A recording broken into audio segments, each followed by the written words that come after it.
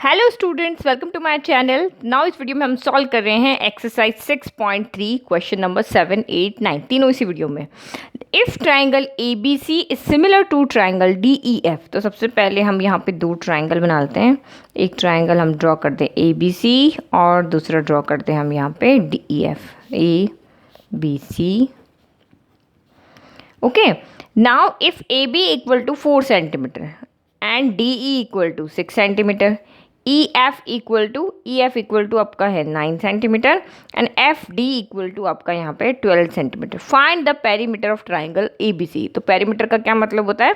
Triangle की तीनों side का सम, यानी A B plus B C plus C आपका यहाँ पे क्या होता है? पेरीमीटर होता है।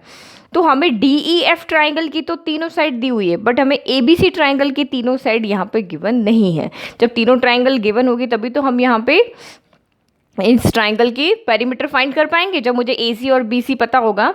तो अब यहाँ पे इस ट्राइंगल की हेल्प से इस ट्राइंगल की साइड्स कैसे फाइंड करनी है उसके आपको लिए यहाँ पे एक हिंट दिया हुआ है कि दोनों ट्राइंगल में क्या रिलेशन है। दोनों ट्राइंगल सिमिलर है। अगर दोनों ट्राइंगल सिमिलर हैं तो उनकी साइड्स का रेशियो क्या होता है? इक्वल होता है। तो हम इसको रेशियो के फॉर्म में लिखते हैं और उसके बाद देखते हैं कि ए सी और बी सी कैसे फाइंड करेंगे। ओके, तो जो गिवन है वो हमने लिख दिया कि हमें triangle A B C similar given है डी ई एफ के। सारी साइड जो हमें गिवन लिख दी। वी हैव टू हमें पेरीमीटर फाइंड करना है। पेरीमीटर फाइंड करने का ये फॉर्मूला होता है। नाउ तीनों साइड्स का sum, since triangle A B C similar है ट्राइंगल डी ई एफ के, तो इनकी साइड्स का रेशियो इक्वल हो जाएगा। ये हमें प्रॉपर्टी पता है। तो अब कौन सी साइड का रेशियो कौन सी साइड के साथ लेना है ये बहुत इंपॉर्टेंट है। अगर आपने गलत साइड का रेशियो ले लिया तो आपका आंसर यहाँ पे गलत हो जाएगा। ठीक है, तो ये आप कैसे डिसाइड करोगे? जब भी दो ट्राइंगल आपको सिमिलर गिवन है तो फर्स्ट टू ऐसे ले लो। तो यहाँ पे क्या हो जाएगा? तो ए बी अपॉन हो जाएगा डी ई, फिर लास्ट टू लेना है। तो ये हो जाएगा B C upon E F, और फिर हो जाएगा फर्स्ट एंड लास्ट। तो ये हो जाएगा ए सी अपॉन डी एफ। तो इस तरह से आपको बिना ट्राइंगल को देखे हुए, बिना ट्राइंगल ड्रॉ भी नहीं करोगे तब भी ये क्वेश्चन यहाँ पे सॉल्व हो जाएगा। नाउ वैल्यू पुट कर लो। ए बी हमें 4 गिवन है, डी ई हमें यहाँ पे 6 गिवन है, बी सी हमें गिवन नहीं है, ई एफ हमें 9 गिवन है, ए सी आपको नहीं गिवन है, और डी एफ आपको गिवन है 12। ओके, तो हमने रेशियो रख लिया। तो हम इन फर्स्ट सेकंड थर्ड में से एक एक को, यानी दो दो के पेयर बनाएंगे और उसको सॉल्व करके फाइंड कर देंगे। तो अगर मैं फर्स्ट और सेकंड को लेती हूँ तो इसमें सिर्फ बी सी आपका वेरिएबल है, तो इस क्रॉस मल्टीप्लाई करके हम सॉल्व कर लेंगे। अगर मैं यहाँ पे फर्स्ट और थर्ड लेती हूँ तो सिर्फ ओनली ए सी वेरिएबल है, तो ए सी हमारा फाइंड हो जाएगा। तो इजीली हमारा क्वेश्चन सॉल्व हो जाएगा।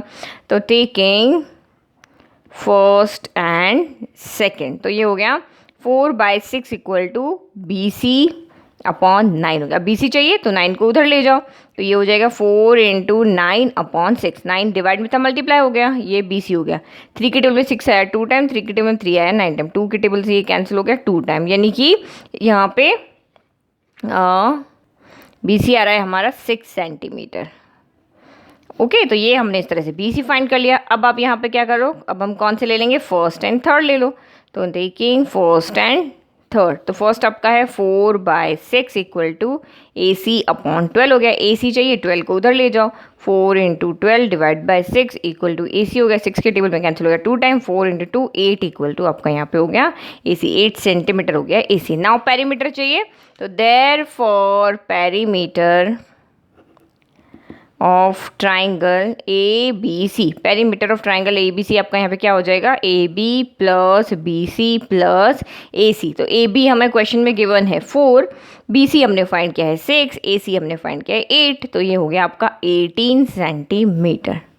Perimeter of triangle A B C, यहाँ पे पेरीमीटर ऑफ। ओके, तो इस तरह से सिंपल इक्वेशन है। तो hence the perimeter of triangle A B C is 18 centimetre. Okay, now next 8। In the figure if D E is parallel to B C, आपको यहाँ पे क्या दिया हो? ये साइड इस साइड के यहाँ पे क्या है? पैरेलल है। Find the ratio of area of triangle A D E divided by area of D E C B. ये क्वाड्रिलेटरल बनना है ना, डी ई सी बी। तो इस ट्राइंगल का और इस क्वाड्रिलेटरल का हमें यहाँ पे रेशियो फाइंड करना है। तो हमें यहाँ पे ये पता है कि अगर दो ट्राइंगल सिमिलर होते हैं, यहाँ पे आपके दो ट्राइंगल कौन से हो रहे हैं? एक ये छोटा वाला हो रहा है, एक ये बड़ा वाला हो रहा है। अगर दो ट्राइंगल सिमिलर होते हैं तो उनके एरिया का रेशियो हमें फाइंड करना आता है इस चैप्टर में थ्योरम के अकॉर्डिंग। बट हमें एक यहाँ पे एक ट्राइंगल और एक क्वाड्रिलेटरल का रेशियो फाइंड करना हमें यहाँ पे नहीं आता। ऐसा कोई थ्योरम नहीं है इस चैप्टर के अंदर कि जिसमें हम ट्राइंगल के एरिया के साथ में और इस क्वाड्रिलेटरल के एरिया का रेशियो ले सकें। बट अगर आप यहाँ पे देखो, मैं आपको क्वेश्चन सॉल्व करने का तरीका बता रही हूँ कि अगर मैं ADE ट्राइंगल और ABC ट्राइंगल का रेशियो यहाँ लेके आ सकती हूँ, अगर मुझे पता है, क्योंकि अगर दो ट्राइंगल मेरे सिमिलर हो गए, वो दो ट्राइंगल मेरे कौन से हैं, ये दो ट्राइंगल, एक ग्रीन ट्राइंगल है हमारा स्मॉल वाला और एक ये ब्लैक बॉर्डर वाला, अगर मैं इन दोनों ट्राइंगल को सिमिलर कर लेती हूँ, क्योंकि दो ट्राइंगल के एरिया का रेशियो लिखने के लिए सबसे पहले दोनों ट्राइंगल क्या होने चाहिए, सिमिलर होने चाहिए। तो मैं इन दोनों ट्राइंगल के एरिया का रेशियो लिख देती हूँ और यहाँ पे पहले ट्राइंगल को सिमिलर करके फिर हम यहाँ पे फाइंड कर लेते हैं लेट की एरिया ऑफ ट्राइंगल ABC, जो बड़ा वाला ट्राइंगल है उसके एरिया के रेशियो में हम एरिया ऑफ ट्राइंगल ADE ले लेते हैं। आप कैसे भी लिख सकते हो, छोटा बड़ा ऊपर नीचे लिख सकते हो। अब इस ABC में से मैं ADE ट्राइंगल को सब्ट्रैक्ट कर दूं, इस ग्रीन वाले पोर्शन को सब्ट्रैक्ट कर दूं, तो मेरा सिर्फ यहाँ पे क्या बच जाएगा, ये क्वाड्रिलेटरल बच जाएगा। तो हम इस तरह से इस क्वेश्चन को सॉल्व करें, क्योंकि ये थ्योरम बेस्ड क्वेश्चन है। थ्योरम बेस्ड क्वेश्चन में आपको पहले स्ट्रैटेजी बनानी पड़ेगी, रटना जैसा कुछ भी नहीं है। ये क्वेश्चन जैसे ही आपके माइंड में आता है, आपको ये ध्यान होना चाहिए कि मेरे पास दो ट्राइंगल के एरिया का रेशियो फाइंड करने के थ्योरम में मेरे पास क्वाड्रिलेटरल का नहीं है, तो मैं इस एरिया जहाँ पे भी आपका एरिया ऑफ ट्राइंगल आता है वहाँ हमेशा इसी थ्योरम से आपको क्वेश्चन सॉल्व करना है। तो मैं यहाँ पे ये कर सकता हूँ कि इस ट्राइंगल में से इसको हटा लूँ तो ये मेरा बच जाएगा। तो इस तरह से स्ट्रेटेजी से हम चलेंगे। ओके, तो हमने गिवन यहाँ लिख लिया ट्राइंगल ABC है जिसमें DE पैरेलल है BC के, दोनों साइड हमने लिख दिया, ये हमें यहाँ पे फाइंड करना है। तो अब देखो, सबसे पहले हमें इन दोनों ट्राइंगल को सिमिलर करना है, ट्राइंगल ADE को ट्राइंगल ABC के सिमिलर करना है। तो सिमिलर करेंगे कैसे, हमें तो सिर्फ यहाँ पे कुछ भी नहीं पता, सिर्फ हमें ये पता है कि ये साइड और ये साइड हमें पता है, तो इन साइड का रेशियो हम यहाँ पे लिख सकते हैं। और कोई यहाँ पे एक एंगल हमारा कॉमन है, ये एंगल दोनों में कॉमन है, तो एक एंगल और एक साइड से तो यहाँ पे कुछ होगा नहीं, हमें कोई और चीज़ भी यहाँ पे लेकर आनी पड़ेगी। तो यहाँ पे क्वेश्चन में देखो आपको पास हिंट है, अगर दो यहाँ पे एक ट्राइंगल है बड़ा सारा और उस ट्राइंगल में DE बीच में आपने एक लाइन ड्रॉ की है, वो DE पैरेलल है BC के, तो DE पैरेलल BC के है, तो आप यहाँ पे क्या कर सकते हो कि ये इसके लाइन पैरेलल है, तो ये एंगल इस एंगल के इक्वल हो जाएगा। इसको मैं यहाँ पे एंगल 1 ले लेती हूँ, इसको मैं एंगल 2 ले लेती हूँ, और ये एंगल आपका ये एंगल 3 है वो एंगल 4 के इक्वल आ जाएगा। क्यों, क्योंकि करस्पॉन्डिंग एंगल्स, दो लाइन अगर इस तरह से पैरेलल है और उसको एक ट्रांसवर्सल इस तरह से इंटरसेक्ट कर रही है, तो ये करस्पॉन्डिंग एंगल्स आपके क्या होते हैं, इक्वल होते हैं ना। तो यहाँ पे भी वही हो रहा है, करस्पॉन्डिंग एंगल्स इक्वल हो जाएंगे। ओके, तो हम इनको यहाँ पे इक्वल कर लेते हैं, तो यहाँ पे क्या हो जाएगा, देयरफॉर क्योंकि ये दोनों साइड पैरेलल है, तो एंगल 1 इक्वल टू एंगल 2 होगा and angle 3 equal to angle 4 होगा। रीज़न हो गया आपका करस्पॉन्डिंग एंगल्स। तो अब हम यहाँ पे ट्राइंगल ले लें, तो नाउ इन दोनों हमने रीजन ढूंढ लिया है, तो now in triangle ADE and in triangle ABC, तो यहाँ पे क्या है, ADE ट्राइंगल का एंगल 1 ABC ट्राइंगल के एंगल 2 के इक्वल है, इसको हम इक्वेशन 1 दे देते हैं, और ADE ट्राइंगल का एंगल 3 इस एंगल 4 के इक्वल है। तो ये कहाँ से लिखा है हमने, फ्रॉम फर्स्ट से। और आप यहाँ पे angle equal to angle common करके भी लिख सकते हो, तो यहाँ पे एंगल एंगल एंगल क्राइटेरिया लग जाएगा, और सिर्फ दो हमें चाहिए होते हैं सिमिलर करने के लिए, दो भी इनफ है और 3 भी बहुत है। तो मैंने यहाँ 2 से लिख दिया, बाय एंगल एंगल से triangle ABC is similar to triangle ADE हो गया। अच्छा देखो, आप यहाँ पे एक तरीका और लगा सकते हो, देखो एक साइड का रेशियो तो हमें पता है DE अपॉन BC, हम यहाँ पे फाइंड कर लेंगे। चलो अभी तो हम इसी से सॉल्व कर लेते हैं।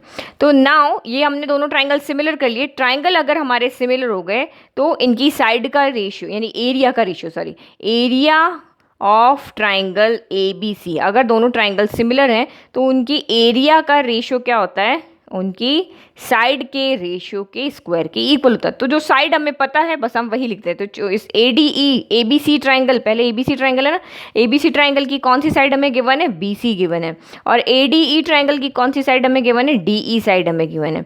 तो इसकी बाकी साइड हमें लिखने की जरूरत नहीं, जिससे हमारा सॉल्यूशन आता है हमने वही लिख दिया।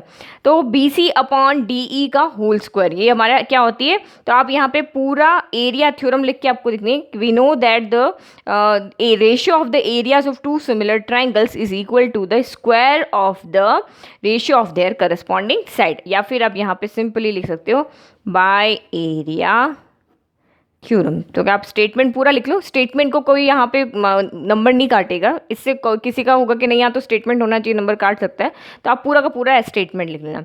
तो ये हमने यहाँ लिख दिया। नाउ हमें रेशियो में ये नहीं चाहिए, हमें ADE और DEC भी चाहिए। तो ADE तो हमें यहाँ से मिल गया, बट ABC की जगह DEC भी चाहिए। तो ABC को हम चेंज कर दें, इस ग्रीन वाले पोर्शन और इस वाले ये जो ऑरेंज वाले, ये दोनों पोर्शन को मिला के आपका ट्राइंगल ABC मिल रहा है, बन रहा है। तो हम ग्रीन प्लस ऑरेंज कर देते, तो उससे हमारा यहाँ पे क्या हो जाएगा, ये हमें जो क्वाड्रिलेटरल चाहिए था वो हमें यहाँ पे मिल जाएगा। ओके, तो अब यहाँ पे लिख लेते हैं एरिया ऑफ ट्राइंगल ABC, तो area of triangle ADE green वाला portion plus area of triangle DECB orange वाला पोर्शन, इन दोनों को मिला के ट्राइंगल बन रहा है, divide by area of triangle ADE हो गया।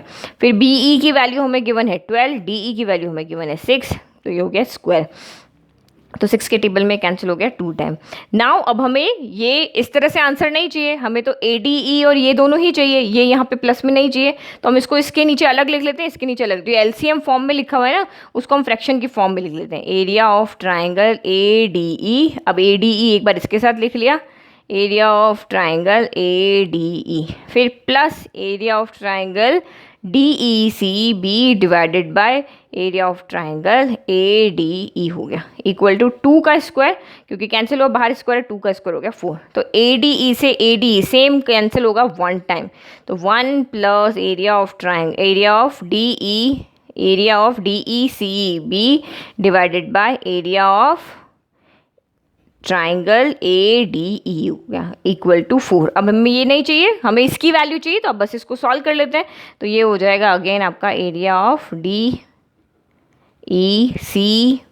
Divided by area of triangle ADE equal to 4 minus 1। तो 4 माइनस 1 आपका यहाँ पे कितना हो जाएगा, 3 हो जाएगा। ओके, बट आपको रेशियो में कौन है, ADE ऊपर है, ADE ऊपर है और ये नीचे, क्योंकि रेशियो आपका ADE डिवाइडेड बाय DECB चाहिए।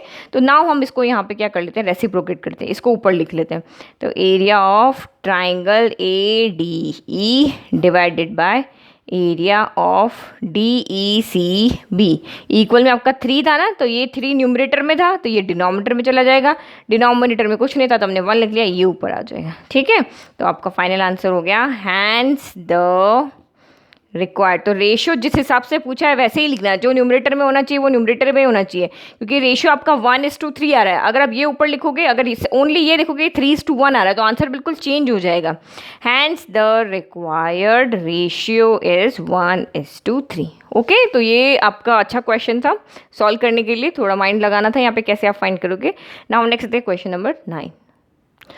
ABCD is a trapezium। Question 9 is ABCD is a trapezium। Figure आपको गिवन नहीं, फिगर आपको खुद से यहाँ पे ड्रॉ करना है। तो मैंने यहाँ पे ABCD ट्रिपीजियम ड्रॉ कर दिया, in which AB parallel CD, तो ये साइड AB साइड CD के पैरेलल है, and P and Q are points on side. P point हमने AD पे ले लिया एंड Q पॉइंट हमने BC पे ले लिया, ये हमें गिवन है। सच दैट PQ पैरेलल है CD के, तो ये आपका जो साइड PQ है ये आपके साइड CD के पैरेलल है। इफ़ PD इक्वल टू 18, तो PD आपको यहाँ पे दिया हुआ है 18 सेंटीमीटर, BQ हमें यहाँ पे दिया हुआ है 35 सेंटीमीटर, QC हमें दिया हुआ है यहाँ 15 सेंटीमीटर। फाइंड AD, हमें ये पूरा यहाँ से लेके यहाँ तक ये हमें यहाँ पे फाइंड करना है। तो ये तो सिंपल है, ये हमें फाइंड करना है। अगर हमने AP फाइंड कर लिया, अगर मैंने AP फाइंड कर लिया तो AP में 18 ऐड किया तो मेरा AD आ जाएगा। तो अब फाइंड कैसे करेंगे, क्योंकि हमने ये चैप्टर है ट्राइंगल्स और हमने सारे थ्योरम जो भी यहाँ पढ़े ट्राइंगल से रिलेटेड पढ़े, बट ये तो हमारा यहाँ पे क्या है, ट्रिपीजियम है। तो ट्रिपीजियम को हम यहाँ पे इजीली ट्राइंगल में चेंज कर सकते हैं, चाहे आप A को C से ज्वाइन कर दो, चाहे आप B को D से ज्वाइन कर दो। क्यों हम इसको ज्वाइन कर रहे हैं, क्योंकि हमें यहाँ पे ये साइड इसके पैरेलल गिवन है, ये साइड इसके पैरेलल गिवन है, तो पैरेलल साइड जो 3 साइड आपस में एक दूसरे के पैरेलल है, वो तीनों आपस में भी क्या हो जाती है, पैरेलल हो जाती है। तो पैरेलल हो जाती है तो हम इजीली यहाँ BPT थ्योरम लगा सकते हैं, क्योंकि किसी भी एक ट्राइंगल में अगर 2 साइड आपस में, यानी कि ये आपका यहाँ पे BPT थ्योरम कहती है कि ये कोई भी एक ट्राइंगल गिवन है, उसकी 2 साइड से कोई एक लाइन पास हो रही है, साइड अगर पास हो हो रही है और ये साइड अगर थर्ड साइड के पैरेलल है तो बीपीटी थ्योरम क्या लगती है, ये वाली साइड इस साइड के रेशियो में, ये वाली साइड इस साइड के रेशियो में क्या होती है, इक्वल हो जाती है। तो जब भी आपको पैरेलल गिवन है तो आप ये देखो यहाँ बीपीटी थ्योरम लग रहा है कि नहीं लग रहा है। तो अगर मैं यहाँ पे इस ट्रेपीजियम को दो ट्राइंगल में चेंज कर देती हूँ, यहाँ पे कोई भी एक साइड इसकी ज्वाइन करके, और अगर मैं इसको दो ट्राइंगल में चेंज कर देती हूँ तो ये अब मैं यहाँ पे इजीली बीपीटी थ्योरम लगा सकती हूँ।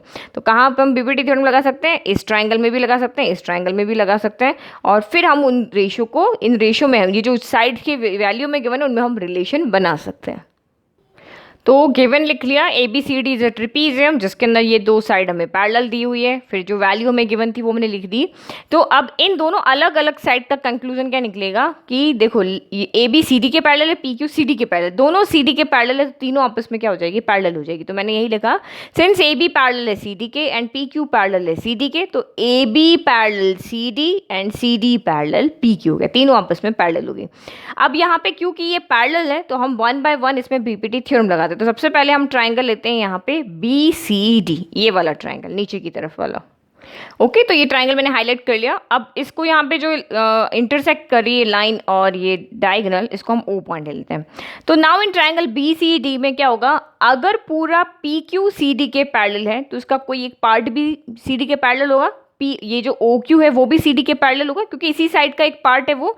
तो वी हैव, तो अब यहाँ पे क्या लिखोगे, since PQ is parallel to CD, तो दिस implies OQ भी पैरेलल होगा CD के। अब OQ CD के पैरेलल हो गया तो जब दो साइड इस तरह से पैरेलल होती है बीपीटी थ्योरम लग जाती है। तो therefore BO upon OD equal हो जाएगा आपका BQ upon QC के। तो ये हमने कहाँ से लिखा, बाय बीपीटी थ्योरम से।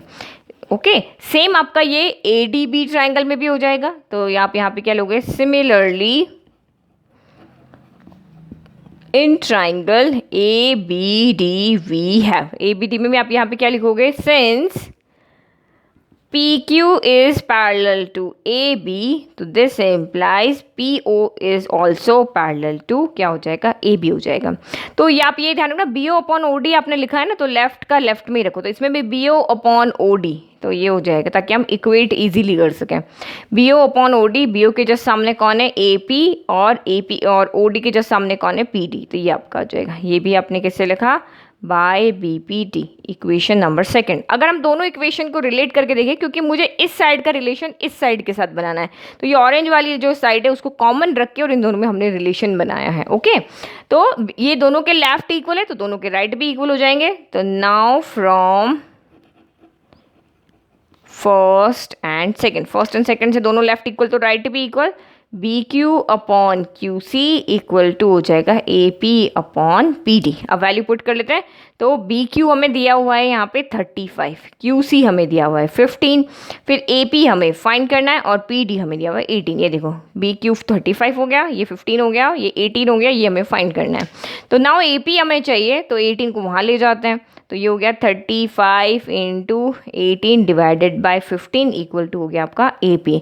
तो ये 5 के टेबल में आया 3 टाइम, ये 5 के टेबल में आया आपका 7 टाइम, 3 के टेबल में आया 6 टाइम। तो 7 इंटू 6 42 सेंटीमीटर आपका यहाँ पे क्या हो गया, ए पी हो गया। बट हमें ए पी नहीं फाइंड करना था, हमें तो ए डी फाइंड करना है। तो ए डी यहाँ पे कितना हो जाएगा, तो now A D equal to हमारा हो जाएगा A P plus P D. तो ये हो गया आपका ए डी इक्वल टू हो गया ए पी प्लस पी डी हो गया। तो ए पी जस्ट हमने अभी फाइंड किया 42, तो ये हो गया हमारा 42, और पी डी हमें क्वेश्चन में गिवन है 18, तो ये हो गया 18। तो ये हो गया आपका यहाँ पे 60 सेंटीमीटर। तो hands A D is 60 centimetre. तो ओके, तो सिंपल क्वेश्चन था, बट ये आपने बुक में भी किए हुए इस तरह के क्वेश्चन, आपकी एनसीईआरटी बुक में भी थे फर्स्ट एक्सरसाइज के अंदर, तो इसको समझने में आपको ज़्यादा प्रॉब्लम नहीं होगी। आई होप आपको ऑल 3 क्वेश्चन अच्छे से समझ में आए। Thank you.